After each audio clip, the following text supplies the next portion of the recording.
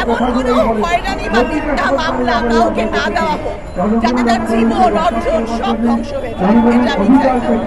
এবং দেখা যাচ্ছে যে আমি যখন কাশিমপুর কারাগারে ছিলাম তখন কাশিমপুর কারাগারে হাই সিকিউরিটি যে কাশিমপুর কারাগার ছিল হাই সিকিউরিটি, ওখানে মুশতাক আহমেদ উনি মারা গেলেন। তখন আমরা যে কি ভয় পেয়েছিলাম, উনিও কিন্তু সাইবার সিকিউরিটি অ্যাক্টের জন্য মামলা খেয়েছেন।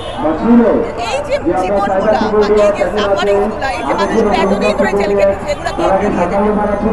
তো আমি আজকে তাদের সাথে সংহতি প্রকাশ করতে আসছি।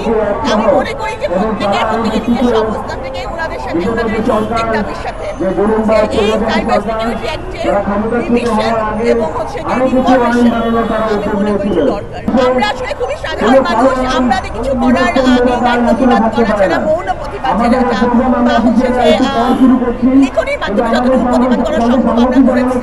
আমরা সবসময় ছাত্র আন্দোলনের পক্ষে ছিলাম। তো আল্লাহর কাছে অনেক শুকরিয়া, মানে কোনো কিছুই আসলে সবই আল্লাহর ইচ্ছা যে একটা ইনফরমেশন এসেছে।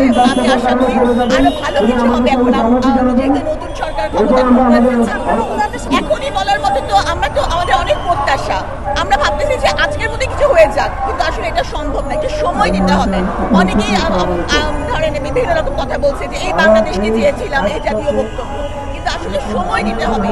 ইনশাল্লাহ আমরা একটা খুব ভালো একটা ভবিষ্যৎ পাবো। এবং আমি আমাদের ছাত্র, আমাদের বাচ্চা, আমাদের সন্তানদের প্রতি কৃতজ্ঞতা জানাই যে যারা জীবন দিয়েছে এবং যারা কাঁধে কাঁধ মিলিয়ে মৃত্যুর মুখে মুক্তি দিয়ে দাঁড়িয়েছে, আমি তাদেরকে তাদের প্রতি কৃতজ্ঞ এবং তাদের মায়েদের প্রতি আমি কৃতজ্ঞতা জানাই যে এমন সন্তান তারা জন্ম দিয়েছে। কাউকে এভাবে রাখা যে কত কষ্ট, মানুষ ভাবতে চায় না ঘর, কিন্তু চিন্তাও করতে পারবে না যেটা কত বড় ভয়ঙ্কর একটা বিষয়।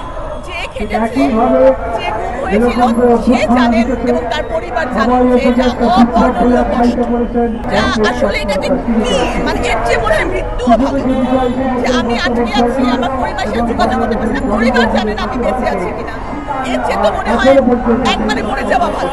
আমি চাচ্ছি, আমি তো আমার প্রেক্ষাপট থেকে বলবো যে এমন কোনো হয়রানি বা মিথ্যা মামলা কাউকে না দেওয়া হোক যাতে তার জীবন অর্জন সব ধ্বংস হয়ে যায়, এটা আমি চাই। আর হচ্ছে যে আরেকটা ব্যাপার হচ্ছে যে এইসব হয়রানিমূলক মামলা উদ্দেশ্যপ্রণোদিতভাবে করা হয়, সেসব মামলা দেখা যায় জামিনও দেওয়া হয় না। যেমন মুশতাক বারবার জামিন চেতে জামিন দেওয়া হয়নি, খালেদা জামিন চেতে জামিন দেওয়া হয়নি। আমার স্যার জেলাই খান পান্না স্যারকে আমি জিজ্ঞেস করছিলাম যে স্যার জামিন হবে?